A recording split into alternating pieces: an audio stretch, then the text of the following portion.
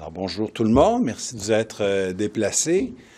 Aujourd'hui, ça me fait plaisir de vous présenter le plan d'immigration Québec 2025 qui s'inscrit en continuité avec ce que nous avions dit l'an passé avec les orientations pluriannuelles 2024-2025. Je pense que c'est important d'inscrire la planification qu'on est en train de faire pour l'année prochaine dans ce cycle de 2 ans. On est à la 2e année, justement, d'un cycle pluriannuel qui était particulier.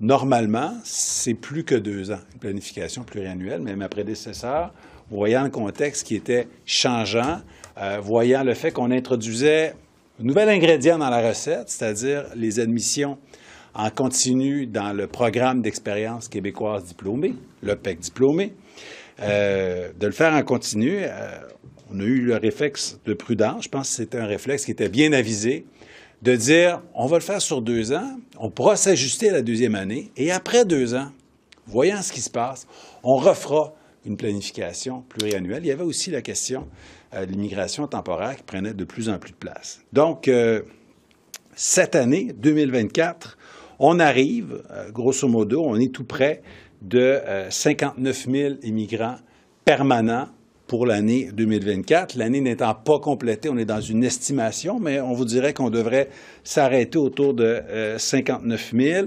On respecte ce qu'on avait dit aux Québécois, c'est-à-dire 50 000 immigrants réguliers. En continu, à côté, on a autour de 3 800 étudiants du programme d'expérience québécoise diplômée. Et on avait un écoulement, un rattrapage à faire pour les années précédentes des gens dont les dossiers étaient traités, mais qu'il fallait passer, c'est-à-dire les gens d'affaires de 5 000, ce qui nous amène autour de 59 000 personnes pour le plan d'immigration 2024. Je pense qu'on est tout près de la cible précédente.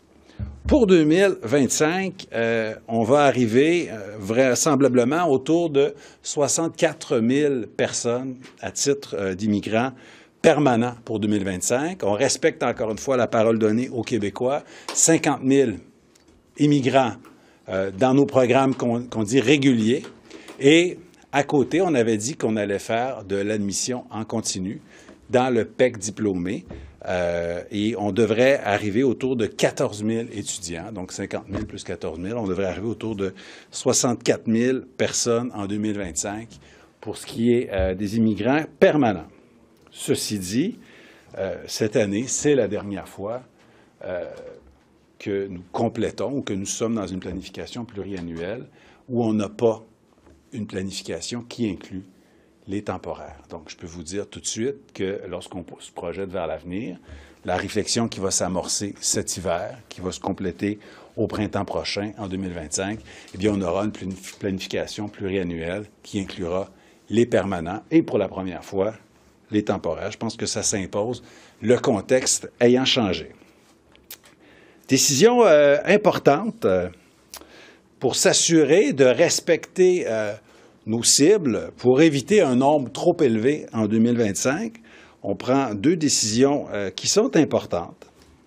Donc, suspendre la réception des nouvelles demandes de sélection permanente dans le cadre du programme PEC diplômé et arrêter les invitations à présenter une demande de sélection permanente dans le programme régulier des travailleurs qualifiés.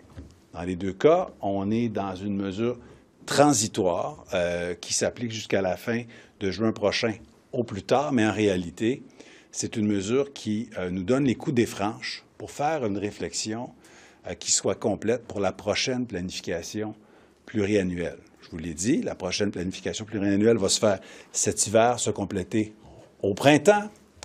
Et si nous ne faisions pas ce geste important, je veux dire ce geste courageux, bien, la discussion pour la prochaine planification pluriannuelle sera un peu factice, parce que l'année 2026 se déciderait sans que nous l'ayons planifié, parce que le traitement administratif des demandes prend plusieurs mois. Donc, les gens, que ce soit des gens du PEC diplômé ou les gens du programme régulier de travailleurs qualifiés, ces gens-là dont on pourrait traiter les demandes en janvier, février, mars, avril, bien, viendraient teinter ce que sera l'année 2026, avant qu'on fasse l'exercice de planification de l'année 2026, moi, je n'étais pas à l'aise avec ça.